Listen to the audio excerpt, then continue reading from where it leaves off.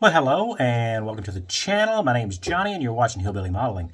And this is part 2 of our T3485 by Tamiya in 1/35 scale. And we are going to be working on the upper hull of our T34.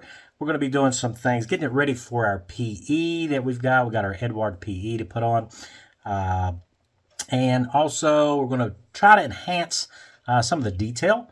These tanks were really roughly made during World War II, so we're going to add some detail that wasn't there in the moldings that Tamiya has for us here, and it is an old kit, so it can benefit from a little bit of creativity there. So let's go ahead, jump down to the bench, and get started on that.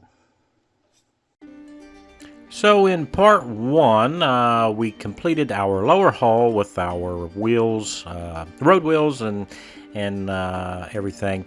Now we're going to be starting to concentrate here on step 2 with our driver's hatch, and then step 3 where we got these grills and everything that needs to go on, and that's where this Eduard Photo-Etch set is really going to come in. Let's go ahead and pull out the sheet for it here, if I can get it out of the bag. And we're going to take a look at the parts that we need to go ahead and take care of. So we're going to want to do these large modifications here before we start attaching all these small plastic parts.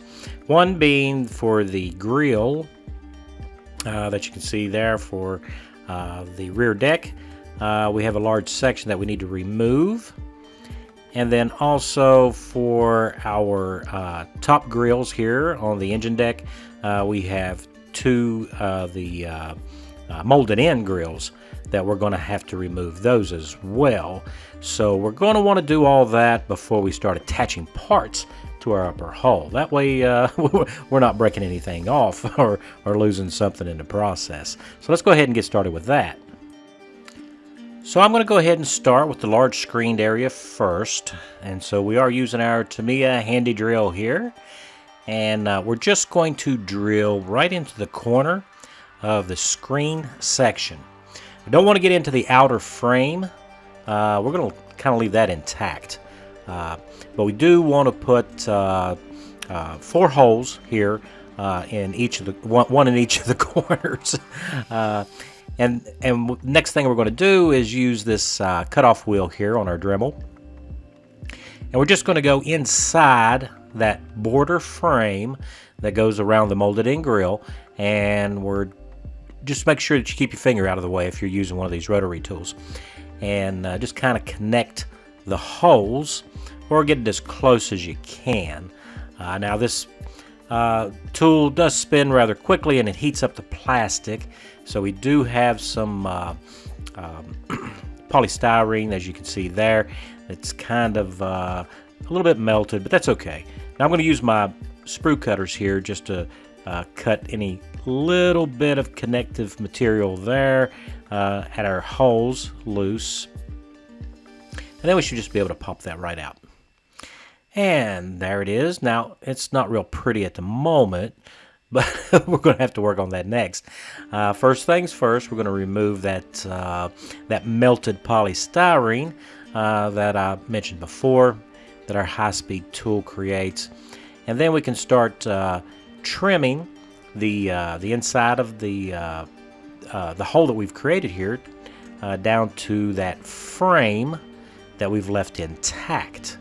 Now you do have to be kind of careful here because once you remove that large chunk in the center, it tends to bend and flex a lot. So you're going to have to hold on to it really good. And for dressing up, we're just going to use a file and kind of go around and straighten this edge out, just in case some of it can be seen through that nice Photo-Etch grill that we're going to put on. So now what we want to do is we need to separate our Photo-Etch part from the Photo-Etch fret. So I am going to lay it here on this piece of glass. And very carefully, these little nubs that you see here that attach the part to the fret are really thin on these Eduard frets, so they're really easy to cut. Just use an old blade to do this with, and then the stiffness of the glass that I'm using keeps us from bending and distorting the PE, which you don't want to do. If you try to cut these on a soft area or a soft surface, I should say, then we'll bend that up. Now you can see that we still have some little nubs left, and that's easily taken care of, and we just sand them off. But sand them off like I'm doing here in the direction of the length of the part. Don't go crossways, because this is kind of thin photo etch and it will readily bend. And I think I do bend this one a little bit, but it's nothing that we can't take care of and straighten back out. So we're just going to polish those off, and then we're kind of, you can see there I do have a little bend in it. Alright, so the next thing I need to do is there are some bolt or rivet detail that you can see there on that outer frame that we left in place here. So we're just going to polish those off with a 600 grit sanding stick. I just want to take that down so that we've got a nice smooth surface for our PE to sit on. We don't want it to be elevated above that molded in framework. So we'll just sand that down. Now what I'm doing here is I'm making sure that everything's going to fit all right, but we do have to bend this PE a little bit. So I'm looking at the point, and you can see right there, right where that bolt detail is there, that's about where we need to do our bend. So on the back side, at that bolt detail, I'm gonna mark it. I'm just using a permanent marker here, and I'll do the same thing on the opposite side. And that's my reference point that I'll be using for the bend that we need to make. So what I'm going to do is I'm going to use this handle here on this craft knife. Now, a lot of craft knives have them knurled, like that one there, and that's not very good for bending PE. But if you've got a nice smooth one like this older one that I have here, that's going to work really good. And I can lay the curved surface of it right over those marks. Now, I am going to do this off camera, but I'm just going to apply pressure just enough to kind of bend it a little bit there, right at those reference marks. And you can see that's the bend that we got. And I did do this bending on top of that that rather large pink eraser, which is really good for bending photo etch. So if you're into photo etch, you might try that if you need a soft surface to help you bend. And we need to check our fit, just in case we need to bend it a little bit more. But that actually looks pretty decent, so I think we're going to go with that. Yeah, that's going to look really good. So now we need to decide where we're going to remove the plastic for these top grill pieces we're going to put on there. So I've already cut these out of the fret, as you can see, and we'll go ahead and zoom in there where you can see what I'm doing. I just want to know how much the plastic I need to leave and where I need to make my cuts. And as you can see there, it looks like the photo etch sits right on top the outer edge, which I think is kind of where I want it. And I don't want to remove all that outer edge. I think I want the photo etch just to sit on top of it. So I'm just going to remove the inside there. I'm going to leave that outer edge. And here you can see I've already done the cutting, same as we did on the larger one. But in this right here, I'm going to put in these blanks on the bottom side. Now this is just stock polystyrene sheet. I think it's 0.025 or something like that. And I just cut these little covers out. And we're going to glue them onto the bottom side. What that's going to do is create a shadow box for us, which we will paint black before installing our PE on top of it. Now we got our side grills too, and we just need to go ahead and box that in with the same polystyrene sheet. And this polystyrene sheet cuts really easy with scissors, so it's not a big deal. And we can just kind of make those little shadow boxes for it, which you can see here. I just built those up, And what that'll do is that'll create some depth for us.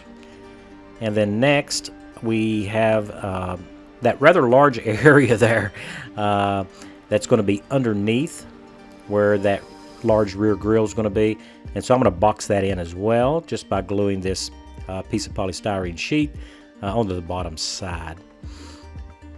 And that'll have the same effect as creating a shadow box underneath that screen as well. That way we're not seeing into the lower hull. Now with that in place, we can take a look here and see exactly how that's going to work for us. Yeah, now just imagine that all that white underneath there is painted black and a nice flat black underneath there, so there'll be plenty of shadow, and yeah, that's going to look really good. And we won't be able to see down inside the hull because there's no interior, no engine, no transmission, nothing in there, so that should work out good for us. Alright, so it would seem with every kit that I've done anyway, regardless of who makes it, there is a slight fit issue with the turret. There's always little nubs or something from the molding process, or a little bit of seam line that's there that just needs to be sanded away. So we're just going to go ahead and sand all that out and clean that up. We need to make sure that the turret is going to turn nicely for us before we get too far into attaching all the small pieces, because we don't want to be knocking that stuff off. Yeah, there we go. So make sure that that works really well there before we move on. Now, one of the modeling features, we're going to call it a modeling feature, of a Russian tank in World War II was how roughly these tanks were made. They didn't spend a lot of time refining it and making it pretty.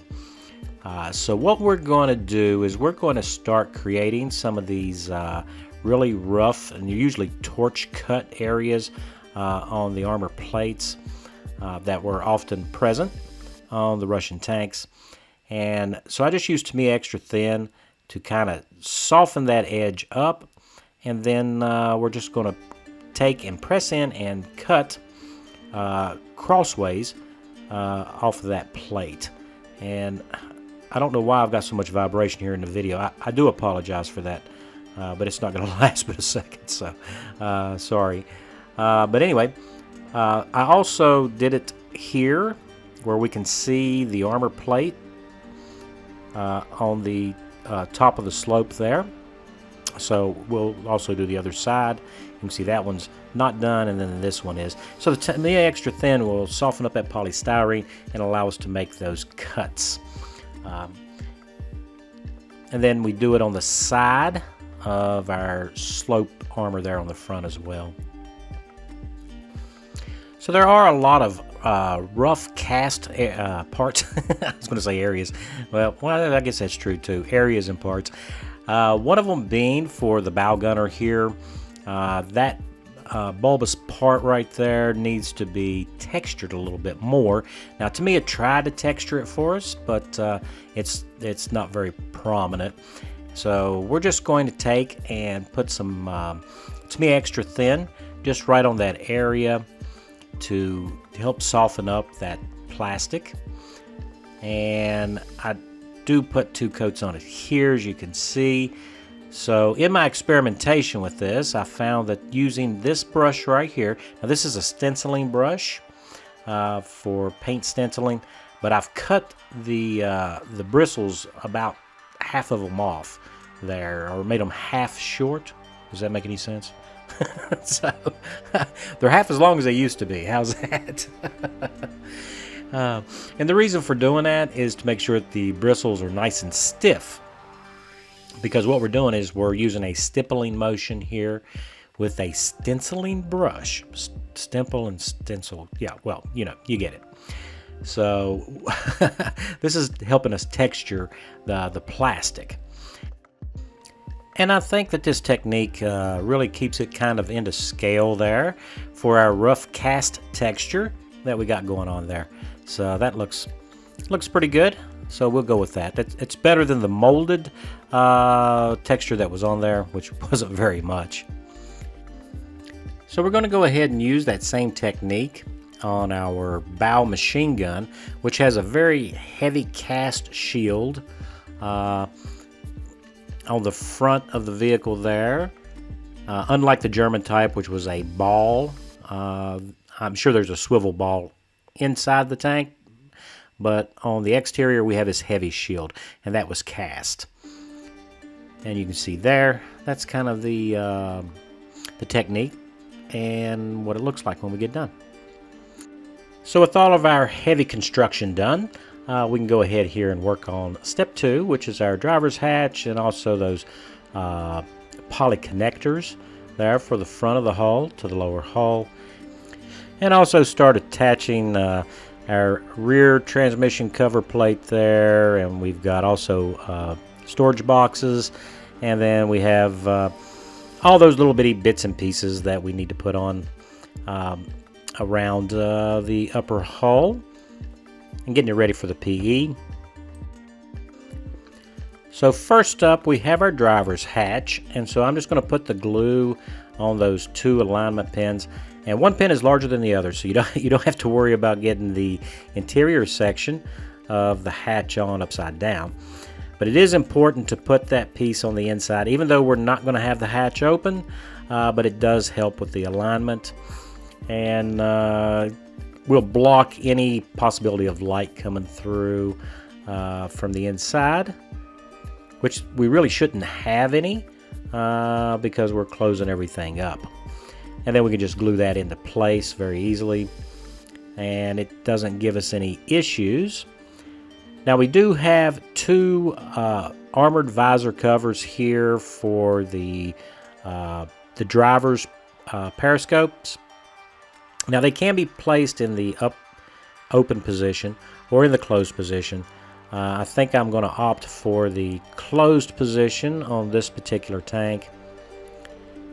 And you can see there, now there is a left and a right, but if you're going to get it all on there to where it doesn't go over the edge of our hatch, they're only going to actually go on one way. And that's what it looks like.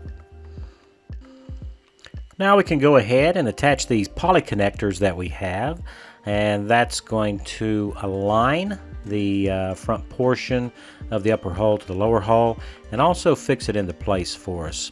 And we probably won't have to cement this upper hull section to the lower. Now I'm going to use the thicker Tamiya cement here to attach this rear armor plate. This is the one over the transmission area. I just need to get enough on there. We've got this really really large area here that we need to sandwich that rear plate onto. And it has 2 alignment pins, and it fits between those angled side pieces of armor. And I'm just going to use a couple of clamps here to make sure that we've got good contact, and let that set up, and it doesn't take long for that to actually glue itself into place. Also, I'm going to use that thick cement when it comes time to put on this framework for our rear grille that we're going to be putting on. So we can just go ahead and glue that into place and make sure that it's properly aligned. Yeah, it looks pretty good. We're in good shape here. So I actually missed a detail that we need to add. I kind of forgot about it, but now that I've remembered, we're going to go ahead and take care of that before we get too far into putting a lot of parts on. And that is, there should be a dividing line, sort of a panel line right here for the front fender. And I'm just going to use a piece of Tamiya painter's mask tape here to give me a reference. That's the word I'm looking for. A reference for where I need to drag my scribing tool. And you can very lightly drag it along the edge of the tape to get you started, and then you can cut it to depth. Just do it really lightly in several passes, and you don't have to worry about slipping off and making a scratch where you don't want it. And this should be the line of separation for these front hinged portion of these front fenders that we have here. And you can see where we've scribed that in, and with it painted and our panel liner and stuff in there, that'll be a nice little detail that wasn't in the molding. So next we have our armored covers for our exhaust pipes, and there is a little pin in there that aligns with the notch in our exhaust, that we just slide that into place there, and just make sure that it's center of the exit of the armor plate there. I should say cover. It's more a cover than a plate. And with that glued into place, we got that one made up. Now we'll make the second one up. And with that done, we can go ahead and attach these to the rear armor plate here. So with most things on this particular Tamiya model, the pins, the locator pins, are two different sizes, and they've done that so somebody like me wouldn't get them upside down. And all we got to do is put them on, and we can use the wicking characteristic of our Tamiya extra thin cement here to glue these on, and just touch it to the seam right into the edge there, and the wicking motion will just suck that glue right up underneath there. So I'm going to use a little bit of this Tamiya extra thin to help us set this extra, I don't know what we want to call it. It's an additional piece of armor that is added to the T34 right on the nose of the bow of the hull here. So we're just going to glue that into place, as you can see. And it does kind of want to bow up a little bit, so we're just going to press it down with our fingers until the glue takes hold, and then we can move on. Now we can attach our toolboxes. So we have two toolboxes. There's a short one, which is the one we're putting on now, I think. And it does have a pin and hole locator. And then we have also a pin and hole locator for the front toolbox as well. The difference is where the pins are located and the holes located, so that you can't actually mix the two up. And now we can go ahead and attach our toe points here. So these are kind of a funky looking hook that the toe cables were kind of hooked around for recovering the vehicle, or to use to recover other vehicles. And Tamiya has provided us with a really large weld area there that it sits down in. So just simply glue them into place. You wouldn't really want to make sure that they are standing pretty much straight and even. We don't want to glue them up crooked. So here we have our machine gun. Now we've already textured that surface, but as you can see, it's kind of blunt on the end, but not very flat. And there's definitely no hole in the end of it.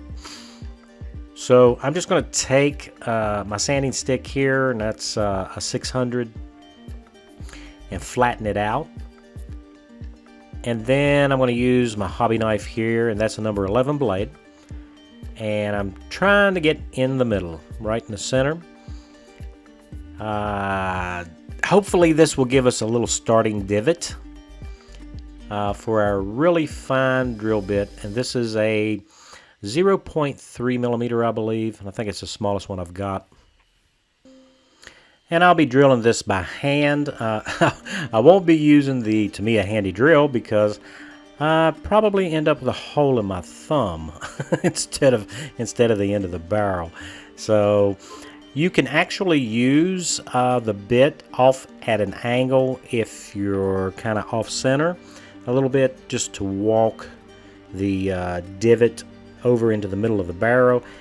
And then once you get it into the middle of the barrel, we can just go ahead and drill the rest of the hole. Now we don't have to drill very deep.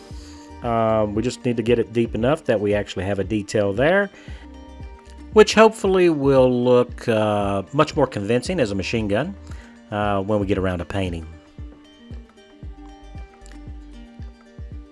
And you can see there how we've got the hole drilled in, and it's better than none at all, so we're in good shape. And now we can just go ahead and attach that. So the locating tab is curved on the top and flat on the bottom, and it matches the keyway that Tamiya has molded into the upper, so you shouldn't be able to get that upside down. So now this is the horn.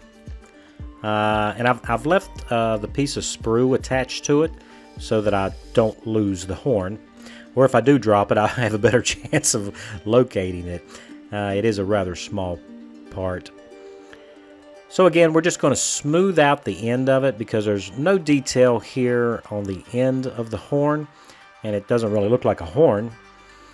So we're going to use the same technique as before.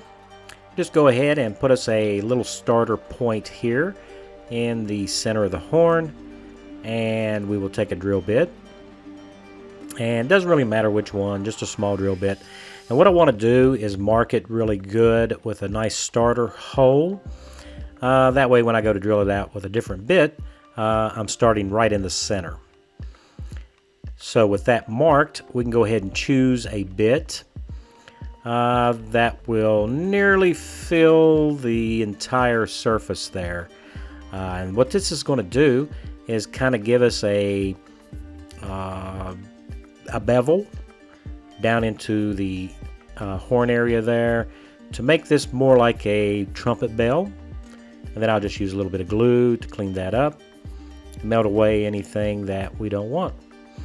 And now we have a nice little detail there on our horn, and it looks a lot more like a horn now than it did before, I think. So,